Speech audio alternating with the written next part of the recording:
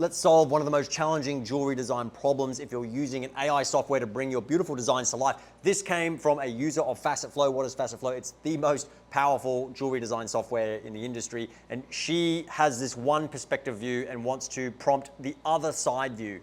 If you want to unpack a piece of jewelry in completion to fully make it, fabricate it, cast it, I'm going to show you those steps now. So the first thing to do is upload her reference image of her design. And I'm going to edit what the description is, because remember, the image is described by the AI technology and we want to make sure they match. And I'm just going to edit the other side as a bypass, and then the front view you can see is a split shank. My very first step is to get a top view. I'm actually going to get a top, side, front view. Then we're going to build a CAD model of this, rotate it around to get that final perspective view. Then you've basically got all the tools you need to go into the design for manufacturing step.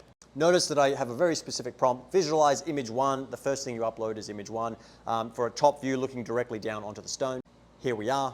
Now I'm going to get a side view, but notice I always use the original reference image. I didn't go from the top view because this perspective has more visual information, and I asked for a side view where we could see the circle where the finger would pass through. That gives it an extra clue that this is the actual view we want. To get the third view, I'm actually going to use Generate Views, which is in the Flows tool. The Flows tool is down here. That's like a bunch of AI tools with training wheels that make life really easy for you. I'm going to select Ring, which is up here. And of course, if you were doing a bracelet or earrings, you could just select that. I'm going to upload my different views, my front view, my top view. That top view actually needs to be rotated because you'll notice that the split shank is at the south side. So you can just click on the image and hit edit, and then you can crop, rotate, change the image if you need to. There you go. So now it's the right way up. So I'm going to add in all of my views, and I'm going to take note to make sure everything looks like a nice plan. So you've got upload or generate. I've uploaded the original isometric. I've uploaded the top view, the front view, and then I'm just going to generate the side view. Okay, that side view is okay. It's not a perfect side view, but I think that's enough to get a CAD model. I'm going to go to that next step. Again, go to the little flows icon down at the bottom, and we're going to select Generate a CAD, which is this very bottom one here. This worked pretty good. There's a couple things I want to change. One, we need to go back to a square cushion cut center, which we can change, but I'm going to take screenshots and different views, and I'm going to edit that using the FacetFlow design tool. So I took that screenshot, I cropped it down.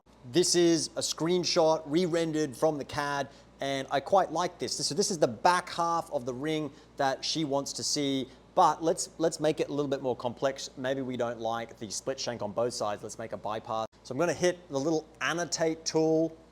So again, hit the annotate tool, and then I'm just going to use my finger, because I'm doing this on my iPhone, I'm going to circle this part of the ring, and then I'm going to ask remove the part of the ring that is selected in area 1. When you annotate, it's broken down in areas, just like when you're prompting designs, it's broken down in image 1, 2, 3, as many as you want to upload.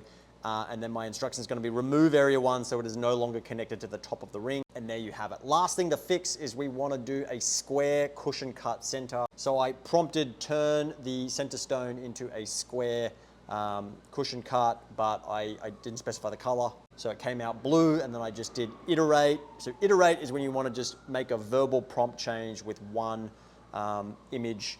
Annotate is if you want to go on and circle things. So I iterated and said, turn the center stone from a blue cushion cut into a pink cushion cut stone, a square cushion cut stone.